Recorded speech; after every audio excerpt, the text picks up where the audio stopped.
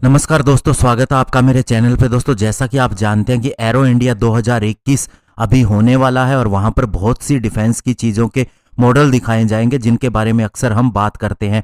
तो ऐसा ही एक मॉडल दिखाया जाएगा नेवी के twin engine deck based fighter jet का, जिसके ऊपर काम चल रहा है। और दोस्तों, अभी जो इसकी तस्वीरें आई हैं उसके अंदर इसका नया डिज़ाइन दिखाया गया है, यानी कि डिज़ाइन के अंदर चेंजेस किए गए हैं और बहुत ही इंप्रूवमेंट भी की गई है। आज इसी के ऊपर बात करेंगे। चलिए दोस्तों, शुरू करते हैं। तो दोस्तों, आगे बढ़ने से पहले आपको बता दूं कि इसका डिज़ाइन इस साल के अंत तक फाइनल किया जाएगा। तो ऐसे में इसके अंदर और भी चेंजेस होने की संभावना है। और अभी तक जो इसके अंदर डिज़ाइन के अंदर चेंज किया गया है उसके अंदर अगर हम बात करें तो सबसे पहले आता है LEX यानी कि लीडिंग एज एक्सटेंशन। ये दोस्तों एक तरह से स्मॉल एक्सटेंशन होता है इसकी बॉडी के सामने वाले पार्ट से, यानी फ्रंटल फ्यूसिलेज से।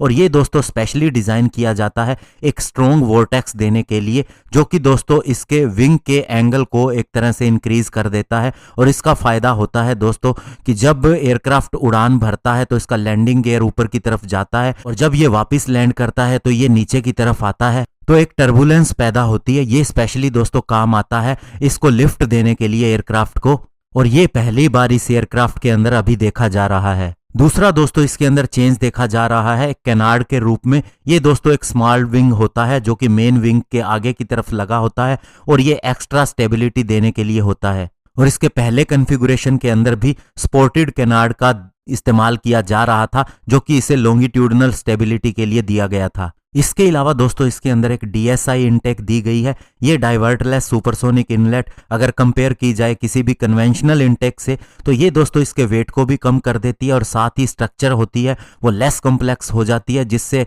उसके अंदर कोई मूवेबल पार्ट भी नहीं रहता और इस तरह से उसे कम मेंटेनेंस की ज़रूरत पड़ती है और उसकी परफॉर्मेंस भी बढ़ जाती है। और ये DSI एक नया डिज़ाइन प्रिंसिपल है जिसे ADA के द्वारा अभी मास्टर्ड कर लिया गया है और इसे आप TEDBF और साथ ही AMCA फाइटर प्रोग्राम के अंदर देखेंगे।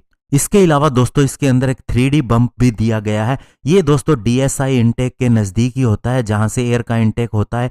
ये स्पेशली दोस्तों नेगेटिव इफेक्ट जो पैदा होता है उसे इंप्रूव करने के लिए होता है और ये फ्लो सेपरेशन को कम कर देता है, जिससे दोस्तों एक यूनिफॉर्म प्रेशर पैदा होता है। इसके अलावा दोस्तों इसके अंदर जो सबसे बड़ी इंप्रूवमेंट की गई है वो है इसके अंदर स्टेल्थ ऑप्टिमाइज्ड रैडोम फ्रंटल सेक्शन दिया गया है।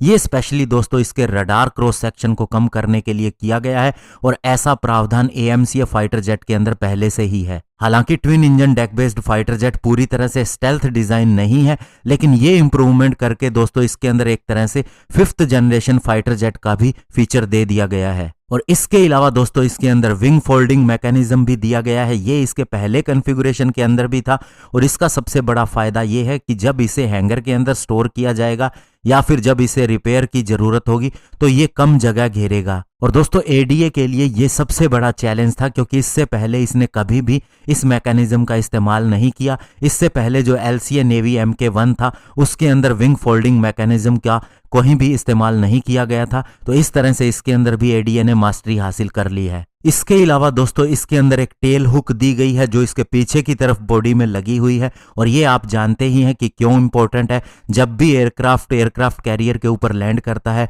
तो एरिया कम होता है, इसी में इसे अपनी स्पीड को कम करना होता है।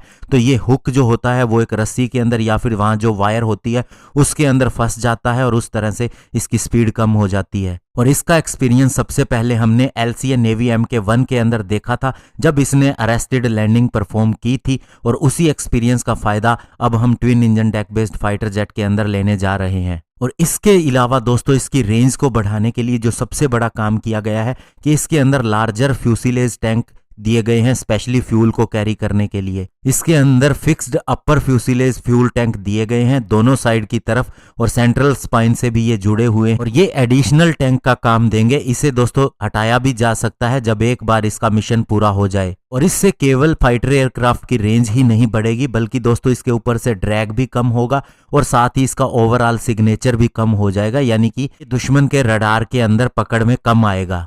तो दोस्तों इस तरह से आप देख सकते हैं कि पहले इसका जो कॉन्फ़िगरेशन आया था उससे कितनी ज़्यादा इंप्रूवमेंट हो चुकी है और अभी दोस्तों 1 साल बाकी है तो इसके अंदर और भी बहुत ज़्यादा इंप्रूवमेंट होंगी। तो उसके बाद आप देखिएगा कि कैसा फाइटर जेट नेवी के लिए इंडिया तैयार करता है। धन्यवाद। जय हिंद।